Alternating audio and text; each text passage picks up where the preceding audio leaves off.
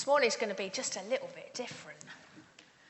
And maybe as I say that, some of you are going, oh no, I wish I'd sat nearer the back door. It's going to be a little bit different because there's going to be sort of 3 separate sections of our time together. So on the upside for all of you, that means there's not one really long sermon to listen to. That's always got to be a plus, isn't it? Yes. There's always one, and it's usually him. So we're going to really travel. We're going to be talking really about going from emptiness to fullness today at the beginning of this Holy Week. It starts with palms and praise, going through to the passion and suffering of Jesus, but also reminding us of the great hope that is ours, that we will see played out as we journey through this Holy Week and into Easter next weekend. So the first of these sections is all about palms and praise. And what better way for us to really enter into the story this morning would there be than inviting Deacon Dendy to the front so that we can all experience what Open the Book is like. Open the Book assemblies, Mary and a little team go into a school, into Chartridge, to tell Bible stories and engage the youngsters there in becoming part of that story. And whether you like it or not this morning, we are going to become part of that story. We are going to take part in that story today. So over to Deacon Dendy for the great parade. As mentioned, you're all part of the story. You are the crowd, you are the disciples, you are waving the palm branches, but I've just got to hand out a couple of parts first. It's a little bit more organised than this in Open the Book, because as I say, we have 20 minutes to gen the Year 6 up to act it out to the rest of the school, but we have 2 minutes to throw out costumes and say, act out this story. So, shall we, as I always say at the beginning, open the book and hear the story of the great parade. Let's go to Jerusalem, said Jesus to his friends. Something important to do there. So they went, and when they could just see the city from a nearby hillside, Jesus said, Let's have a parade. Jesus' friends were surprised. A parade? They wondered, why a parade? But no one said anything, because Jesus was already busy giving out instructions. I want 2 of you to borrow a donkey. Right, they're going to get a donkey now. Tell the owner I need it. He'll understand. When the 2 friends returned with the donkey, Jesus hopped on its back gently,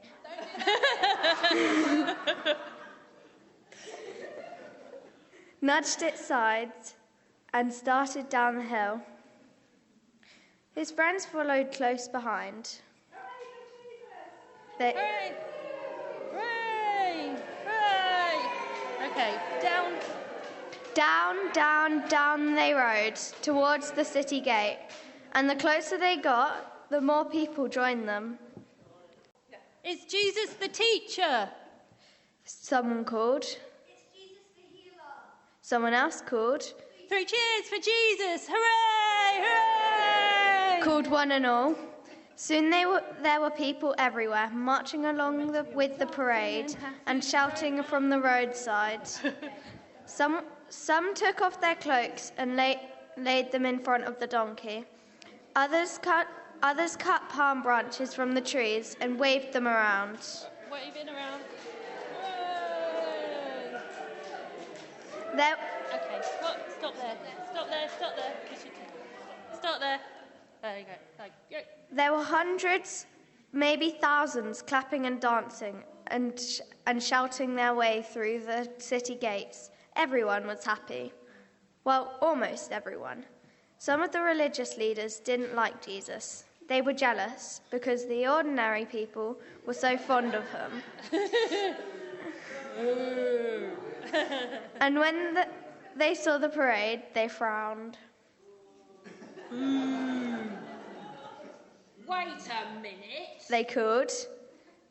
You can't have a parade here. Tell your friends to be quiet, Jesus.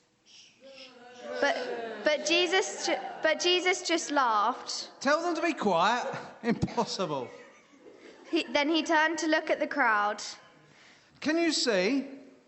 He said, There's so much happiness here that even if I could make the people quiet, the stones in the street would jump up and shout for joy. Hooray! Hooray! Thank you for entering Open the Book story. So the people really were excited. They'd heard Jesus teaching, they'd seen Jesus healing, they'd seen people raised from the dead, and they were so excited that they couldn't contain their excitement. They thought Jesus was coming to rescue them and that he was the promised Messiah, but they didn't totally understand. Now, I wonder what we do in Open the Book now is that we close our eyes for a minute and we imagine ourselves in the story. We think about the story. So if we just close our eyes for a minute and think about the story.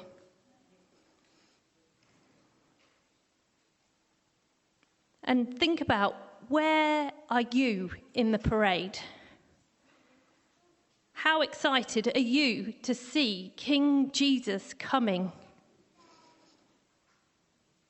Are you excited? Are you still excited as you were when you first got to know Jesus? Or are you not quite sure who he is or why he came? Are you a bit confused? Or are you like the religious leaders, a bit grumpy and jaded and want everybody to be quiet? I wonder where you are in the story. We kind of move, as I said, this service is going to be sort of in three parts, and we've had the palms and the praise. But we move now to read Psalm 22. Now, for those of you who maybe know Psalm 22 without having to look it up, you might know that it isn't really all about praise and joy. It's actually a bit miserable. And I think that's really because, well, I don't know why that bit, but I want to look at it this morning really because we stand at the doorway on Palm Sunday of Holy Week. And it isn't all as it starts out to be. Psalm 22, and we're going to read all of it because I think it's important to read it. We don't often read psalms of lament. We often just read the ones that are happy and joyful, but sometimes we need to read the ones that aren't, I think. Psalm 22. My God, why have you forsaken me? Why are you so far from saving me, so far from my cries of anguish? My God, I cry out by day, but you do not answer, by night, but I find no rest. Yet you are enthroned as the Holy One. You are the one Israel praises. In you our ancestors put their trust. They trusted and you delivered them. To you they cried out and were saved. In you they trusted and were not put to shame. But I am a worm and not a man, scorned by everyone, despised by the people. All who see me mock me. They hurl insults, shaking their heads. He trusts in the Lord, they say. Let the Lord rescue him. Let him deliver him, since he delights in him. Yet you brought me out of the womb. You made me trust in you, even at my mother's breast. From birth I was cast on you. From my mother's womb you've been my God. Do not be far from me, for trouble is near, and there is no one to help. Many bulls surround me, strong bulls of Bashan encircle me. Roaring lions that tear their prey open their mouths wide against me. I am poured out like water, and all my bones are out of joint. My heart has turned to wax. It has melted within me. My mouth is dried up like a potsherd. My tongue sticks to the roof of my mouth. You lay me in the dust of death. Dogs surround me, a pack of villains encircles me. They pierce my hands and my feet. All my bones are on display. People stare and gloat over me. They divide my clothes among them and cast lots for my garment. But you, Lord, Do not be far from me. You are my strength. Come quickly to help me. Deliver me from the sword, my precious life from the power of the dogs. Rescue me from the mouth of the lion. Save me from the horns of the wild oxen. I will declare your name to my people. In the assembly I will praise you. You who fear the Lord, praise him. All you descendants of Jacob, honor him. Revere him, all you descendants of Israel. For he has not despised or scorned the suffering of the afflicted one. He has not hidden his face from him, but has listened to his cry for help. From you comes the theme of my praise in the great assembly. Before those who fear you, I will fulfill my vows. The poor will eat and be satisfied. Those who seek the Lord will praise him. May your hearts live forever.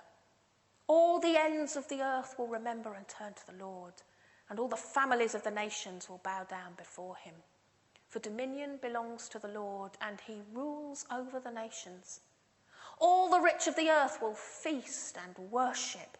All who go down to the dust will kneel before him, those who cannot keep themselves alive. Posterity will serve him. Future generations will be told about the Lord. They will proclaim his righteousness, declaring to a people yet unborn, he has done it.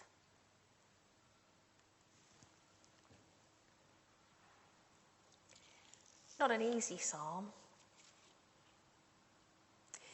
But as I say, today marks the beginning of Holy Week.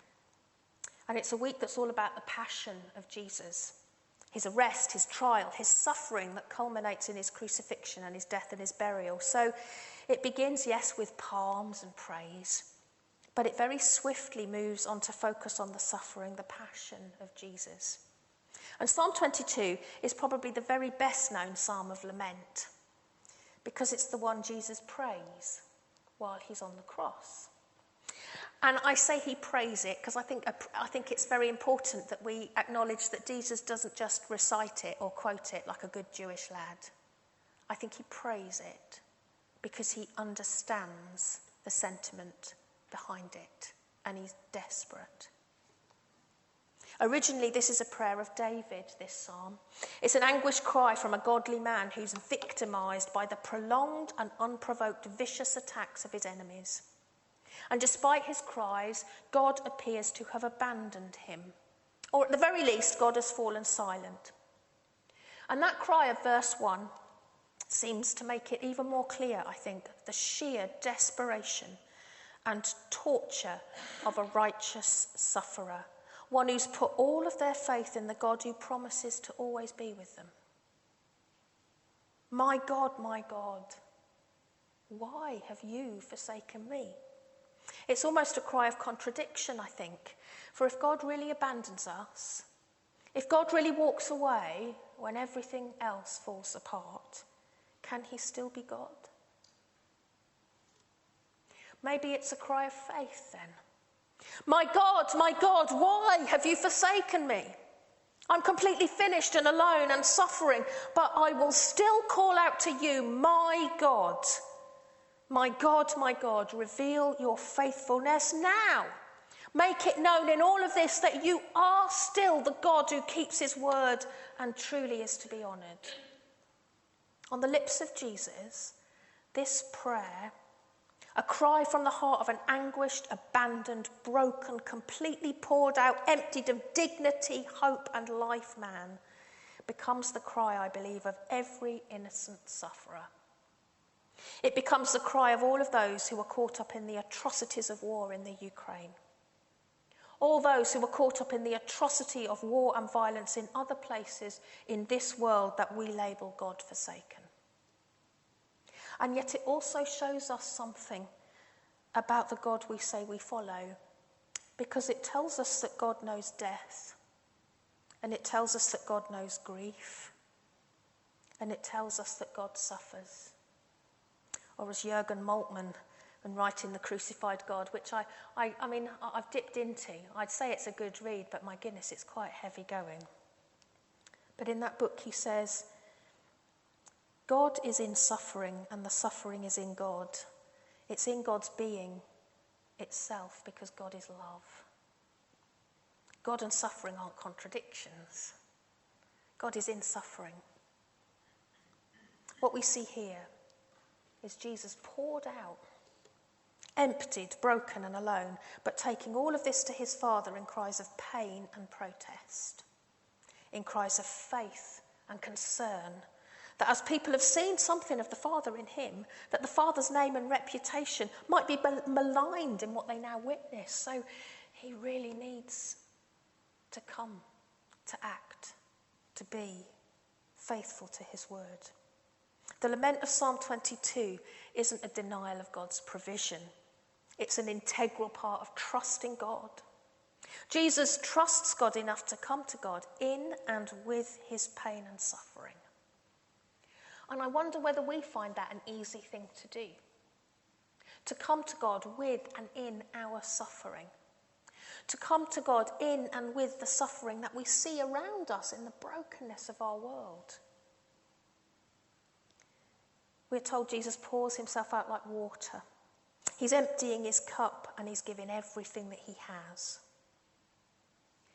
You see, in the broken emptiness of Jesus, in the broken emptiness of Jesus' cup, his life, our cup, our lives, become full to overflowing on Easter Sunday.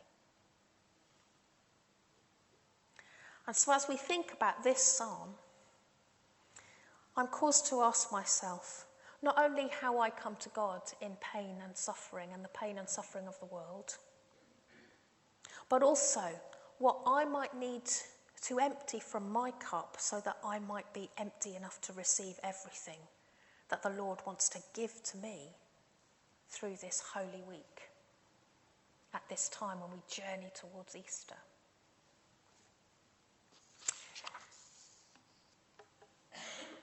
So let's just pray, pause and pray. We move from the palms and the praise. We've thought for a moment about the passion of Jesus. And we move now to something of the hope. Hope. And we do that by looking at the very next psalm, Psalm 23. And I'm going to ask Lydia if she'll come and read that for us. Thanks, Lydia.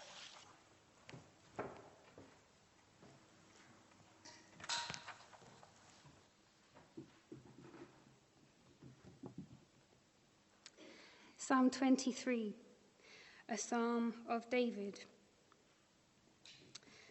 The Lord is my shepherd, I shall not be in want. He makes me lie down in green pastures. He leads me beside quiet waters. He restores my soul. He guides me in paths of righteousness for his name's sake. Even though I walk through the valley of the shadow of death, I will fear no evil, for you are with me. Your rod and your staff, they comfort me. You prepare a table before me in the presence of my enemies. You anoint my head with oil.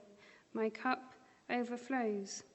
Surely goodness and love will follow me all the days of my life, and I will dwell in the house of the Lord forever. Amen. Amen. Thank you, Lydia. Thank you for reading that so beautifully. I've often thought it's so strange, Psalm 22, Psalm 23. You couldn't get two more different psalms. And even while this week is going to end with Jesus' body placed behind a large stone, we are able to walk through the valley of the shadow of death and fear no evil. It's the empty cup that will rise on Sunday and conquer death. Our hope, you see, is rooted in the suffering of Jesus during Holy Week. For our hope is both a promised salvation and also a promise that even though the time in between is hard, God is with us as we wait for the final fulfillment of that salvation. Our hope is grounded in the suffering of Jesus and our waiting for that eternal table when we will know our cup truly overflows. It is in and through the life and the death and the resurrection of Jesus that we are given the gift of not needing to fear evil, for God is with us. You are with me. And we have that promise of a cup that overflows. And that Psalm 23 speaks about that overflowing cup. It comes as part of a life that relies fully on God for provision and for rest and for restoration and for guidance and protection from evil. It doesn't show a person who's blessed beyond measure as a result or reward of self-sufficiency. It shows someone blessed beyond measure by relying and hoping in God alone. Relying and hoping in all that Jesus has accomplished for them on the cross. Jewish tradition has it that Psalm 23 was written while David was on the run from King Saul. And while near death in the Judean wilderness, David was miraculously saved by God because God fed him with a taste of the world to come. And it's recited on days of rest. Recited on days of rest as an expression of trust in God for all of our needs. I can afford to rest. I don't need to be constantly doing things. I can rest because God has provided and will provide for all that I need. And while this psalm is really popular for us within our society and our Christian culture and our tradition, it's often very much associated with death and dying. You know, in all of the funerals that I take, and for those that I've taken of people of no faith, I send them bits. I don't tell them it's bits from the Bible. I'll send them poems and I'll send them other little passages, and they'll pick that one because it's a lovely poem. I'll say, yes, it's a psalm. It's from the Bible. But that's quite often the one they like. Even people who don't really know much about Christianity will know this psalm simply for that reason. It's a funeral passage. Or maybe it's something that's recited in the last moments of life. But I do wonder, what would it look like not just to save this psalm for the end of life, but instead to look at it in the now, as a regular prayer or a regular meditation that could form us as people of trust and gratitude and hope, rather than people of self-reliance, anxiety and hopelessness, because there's a heck of a lot of anxiety and hopelessness around at the moment. This week starts with palms and praise, but it is a journey that takes us through the passion and the suffering of Jesus, but it is one that also leads us into the immense hope that is ours. It literally leads us from emptiness to overflowing. That's what this week does as we journey with it, as we enter into the story. So may you allow yourselves to enter into the story this week. Even though it's a story you know very well or you think you've heard before, what might it look like for you to journey with Jesus, truly journey with Jesus this week? Entering into the story. Resting quietly, listening, being with him, imagining yourself in that story as it unfolds this week. What do you see? What do you hear? What do you realise? What do you receive? Let's pray together.